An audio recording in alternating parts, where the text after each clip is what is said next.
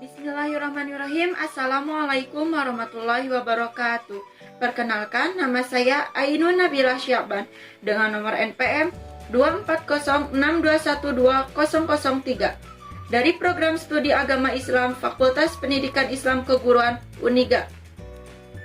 Di sini saya akan memaparkan materi mengenai Ilmu Pendidikan Islam 2 dengan dosen pengampu Ibu Dr. Haji Hilda Aini Syifa MAG dan Ibu Dr. Haji Neneng Nafisah MSI MAG.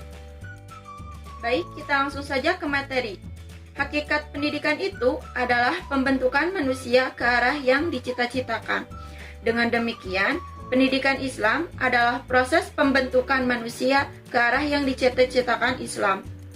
Melihat kepada kegiatan pendidikan Islam di Indonesia, maka dapat dilihat bahwa pendidikan Islam tersebut telah banyak memainkan perannya dalam rangka mencerdaskan kehidupan bangsa. Selain dari itu, telah terjadi pula dinamika perkembangan pendidikan Islam di Indonesia. Salah satu yang sangat strategis dalam dinamika itu adalah masuknya pendidikan Islam dan sistem pendidikan nasional. Selanjutnya, pengertian pendidikan Islam menurut para ahli adalah sebagai berikut. Yang pertama, menurut Muhammad Atiyah Al-Barshi, pendidikan Islam atau Al-Tarbiyah Al-Islamiyah adalah usaha untuk menyiapkan manusia agar hidup dengan sempurna dan bahagia, mencintai tanah air, sempurna budi pekertinya, teratur pikirannya, halus perasaannya, mahir dan dalam pekerjaan, manis tutur katanya, baik lisan maupun tulisan.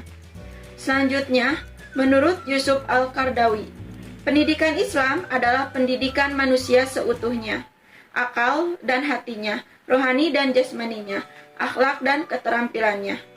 Karenanya, pendidikan Islam menyiapkan manusia untuk hidup baik dalam keadaan damai maupun perang, dan menyiapkannya untuk menghadapi masyarakat dengan segala kebaikan dan kejahatannya, serta manis dan pahitnya.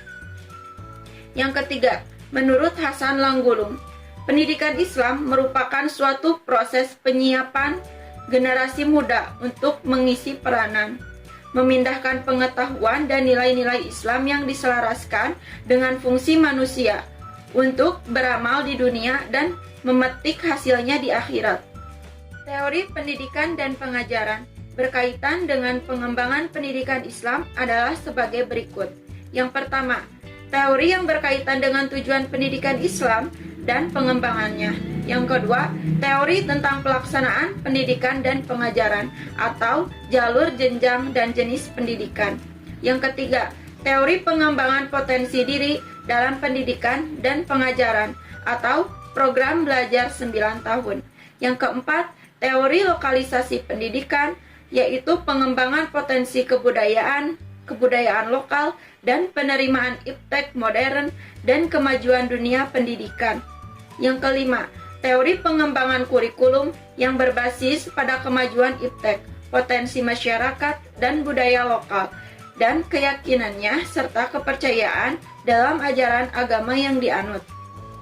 Yang keenam, teori pendidikan dan pengajaran yang berbasis kepada pengembangan minat dan bakat anak dengan penerapan kurikulum kejuruan. Selanjutnya saya akan menjelaskan hadis tarbawi yang berkaitan dengan materi tersebut. Ta'lim, pembinaan atau pengarahan. Kata ini bersumber dari kata ulama yang berarti pengajaran yang bersifat pembelajaran atau penyampaian, pengertian, pengetahuan, dan keterampilan. Dalam hadis dijelaskan, Bismillahirrahmanirrahim. Ya'malu bi ta'atillahi wattaqu ma'asyillahi wa muru auladakum bimtisalil awamir wajtina binawahi fadzalika wiqayatalahumul walakum minan nar. Yang artinya, ajarkanlah mereka untuk taat kepada Allah dan takut berbuat maksiat kepada Allah, serta suruhlah anak-anak kamu untuk menaati perintah-perintah dan menjauhi larangan-larangannya. Karena itu akan memelihara mereka dan kamu dari api neraka. Selanjutnya, ta'dib. Secara bahasa, kata al-ta'dib berasal dari kata dasar ad-duba ya'dibu, yang berarti melatih, mendisiplinkan diri untuk berperilaku yang baik dan sopan santun, atau berasal dari kata adabaya odibu yang berarti mengadakan pesta atau perjamuan yang berbuat dan berperilaku sopan. Dalam hadis disebutkan, Tuhan telah mendidikku, maka ia sempurnakanlah pendidikanku. Hadis riwayat Al-Aqsyari dari Ali radhiyallahu anhu. Dari pengertian dari hadis tersebut, dapat disimpulkan bahwa kata ta'dib mengandung pengertian usaha untuk menciptakan situasi dan kondisi sedemikian rupa, sehingga anak didik terdorong dan tergerak jiwa dan jiwanya untuk berperilaku dan bersifat sopan yang sesuai dengan yang diharapkan. Orientasi kata al-ta'dib telah terfokus pada upaya pembentukan pribadi muslim yang berakhlak mulia. Untuk mewujudkan pendidikan dan pengajaran pengembangan pendidikan Islam, teori pertama yang harus dibangun adalah teori yang berdasarkan dengan tujuan pendidikan Islam, yaitu bahwa pendidikan adalah usaha sadar yang terencana. Pengembangan pendidikan Islam juga berkaitan dengan kurikulum, yaitu seperangkat rencana dan pengaturan mengenai tujuan, isi, dan bahan pelajaran, serta cara yang digunakan sebagai pedoman penyelenggaraan kegiatan pembelajaran untuk mencapai tujuan pendidikan tertentu. Selanjutnya, metode pendidikan Islam harus terus dikembangkan agar tujuan pendidikan Islam mudah dicapai. Pengembangan pendidikan Islam secara teoritis dilakukan dengan cara berikut. Yang pertama, metode pendidikan demokratis, yaitu pendidikan yang dilakukan dengan cara memberikan kemerdekaan kepada anak didik untuk menentukan pilihan, minat, dan bakatnya. Yang kedua, pendidikan dengan hati nurani, yaitu menerapkan pendekatan simpatik dan empatik terhadap perkembangan intelektual anak. Yang ketiga, pendidikan dengan pendekatan rasional, yaitu pendidikan anak dengan ukuran rasio. Yang keempat, pendidikan dengan pendekatan empiris, yaitu pengembangan metode pendidikan Islam didasarkan pada pengalaman para pendidik. Yang kelima, pendidikan dengan pendekatan naturalistik, yaitu pengembangan metode pendidikan Islam yang didasarkan pada perkembangan alamiah anak didik. Yang keenam, pendidikan keteladanan, yaitu pengembangan metode pendidikan Islam dengan contoh utama dari para pendidik, sehingga anak didik meniru perilaku positif.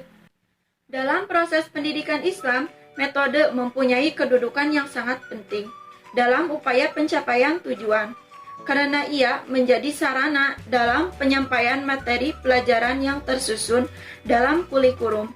Kesimpulan, dalam proses pendidikan Islam, tujuan merupakan sasaran ideal yang hendak dicapai dalam program dan proses dalam produk pendidikan Islam.